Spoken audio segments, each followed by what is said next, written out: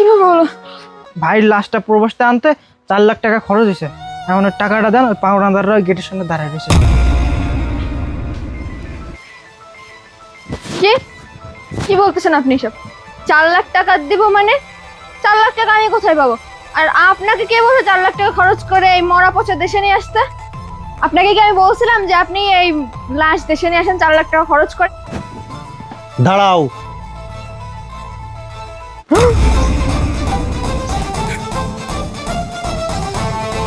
বাহ, খুব সুন্দর একটা কথা বলছো তুমি। মরা পচা কেন দেশে আনছেন? বাহ, চুপ। একটা কথা হতে পারে, প্রবাসীরা কি টাকার মেশিন যে যতক্ষণ টাকা দিতে পারবে ততক্ষণ ভালো, আর যখন টাকা দিতে পারবে না তখন তাদেরকে চোখেও দেখতে পারিস না। ও ভাবি, ভাবি বাসায় কেউ নাই? ও ভাবি, ও কাকা।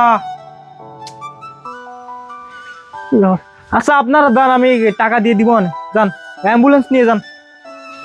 আরে কে চিল্লাচিল্লি করতেছে?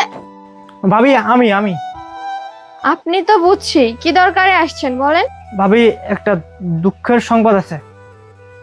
সজীব ভাই না প্রবাসে কাজ করতে গিয়ে 10 তলা বিল্ডিং এর উপর পড়ে মারা গেছে। কি কি বলেন আপনি সব? আপনার মাথা ঠিক আছে? হ ভাবি, আমার মাথা ঠিক আছে। একটু আগে এয়ারপোর্ট থেকে রিসিভ করে আনছি, অ্যাম্বুলেন্সে দিয়ে গেছিল। এই যে ভাবি, এই যে ভাই।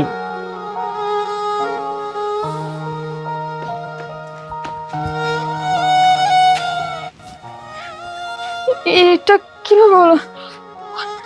এই শোনো না, এই ভাইয়া, এগুলো কিভাবে হলো? এই তুমি ওঠো না, ওঠো না। আমি তো কিছু বুঝতে পারতেছি না, এখন কি করব?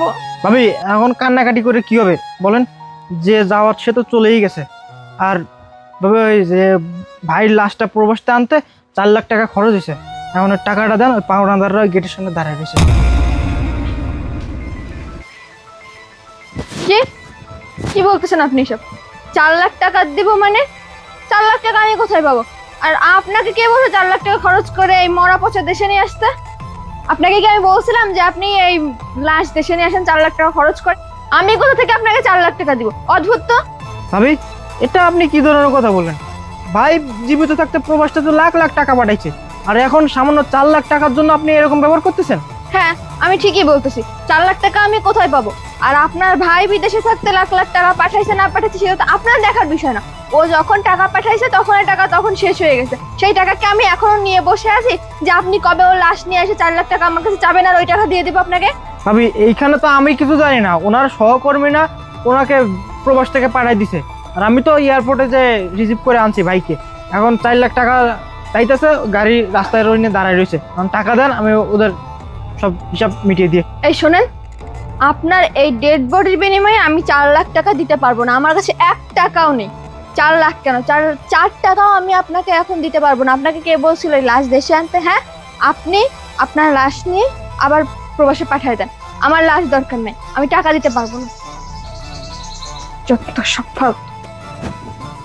দাঁড়াও।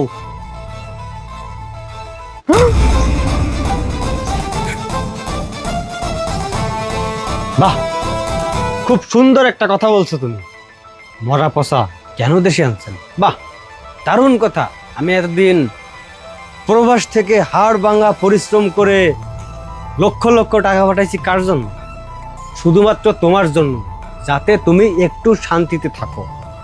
কিন্তু না, আমি দেখলাম অনেক বড় ভুল করছি।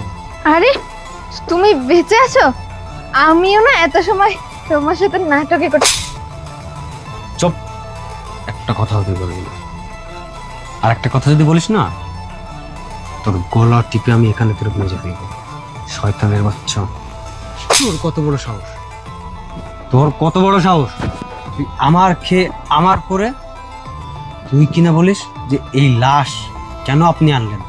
4 লক্ষ টাকা আমি কোথায় পাবো? এই, তোকে কি আমি কম টাকা পাঠাইছি? তোর তো কোনো চাওয়া পাওয়ার আমি অপূর্ণতা রাখিনি। তুই যখন যা চাইছিস আমি তোকে তখন তাই দিছি। প্রবাসের মাটিতে যে কতটা কষ্ট করে টাকা ইনকাম করতে হয় এটা না তোদের মতো নারী কখনো বুঝবে না। কারণ তোরা তো দেশে থাকিস, দেশে থেকে কখনো প্রবাসীর কষ্ট বোঝা যায় না। কত সুন্দর এসির নিচে থাকিস, সারাদিন এসির নিচে থাকিস, শরীর থেকে একটু ঘাম বেরোলে উফ গরমে মরে গেলাম, এসি খুঁজিস যে এসির নিচে গেলে একটু ঠান্ডাতে থাকতে পারবো। আর আমরা কি করে জানিস, আমরা সারাদিন রোদে পুড়ে হাড় ভাঙা পরিশ্রম করে মাথার ঘাম পায়ে পেলে অর্থ বর্জন করি, সেই অর্থ আমরা দেশে পাঠাই। আর তোরা কি না একটা প্রবাসী যদি মরে যায় শুধুমাত্র টাকার লোভে তার লাশটা পর্যন্ত দেশে আনতে চাস না। এমনকি আমার লাশটা দেশে আনার পরও কি করছিস, আমাকে গালাগালি করছিস। কেন করলি এটা? এই কেন করলি এটা? প্রবাসীরা কি টাকার মেশিন যে যতক্ষণ টাকা দিতে পারবে ততক্ষণ ভালো, আর যখন টাকা দিতে পারবে না তখন তাদেরকে চোখেও দেখতে পারিস না? এই আমার বন্ধু না ঠিক কথাই বলছে যে বন্ধু তুই তো বাড়ি যাচ্ছিস, তুই বাড়ি যাওয়ার আগে তোর স্ত্রীকে একটু পরীক্ষা কর যে তোর স্ত্রী আদৌ তোকে ভালোবাসে কিনা। আমি সেই পরীক্ষাটা করছি। এই আমি যদি আজকে সত্যি সত্যি মারা যেতাম তাহলে তো আমার লাশটা তুই নিতিস না, তুই গ্রহণ করতিস না, শুধুমাত্র টাকার লোভে। শোন, তোকে আমি এই পর্যন্ত যত টাকা দিছি আমার সমস্ত টাকা শোধ করে দিবি, একটি টাকাও আমি তোকে দিব না। আর তোর বাবার বাড়ি যতগুলো টাকা পাঠাইছিস না সব টাকা আমারে হিসাব দিবি। আমি এত টাকা কোথায় পাবো? চোপ, কোথায় পাবি কি করবি জানি না, তোর আব্বার বাড়ি থেকে টাকা এনে তারপর আমাকে দেখো তুমি ভুল বুঝতেছো, আমার একটা ভুল হয়ে গেছে, তুমি ক্ষমা করে দাও। এই কিসের ভুল? এটাকে ভুল বলে? এটা হচ্ছে অন্যায়, যে অন্যায় কখনো ক্ষমা হয় না। তোর সাথে আমি আর কথা বলে আমার মুখ নষ্ট করতে চাই না। তুই এখন যাবি, আমার সমস্ত টাকা এনে দিবি, আর যদি আমার সমস্ত টাকা এনে না দিস আমি তো তোর নামে মামলা করবই করব। তোকে তো আমি একটু পরেই ডিভোর্স দেব। দাঁড়া। কোথায় যাচ্ছ? এই শোনো, আরে শোনো।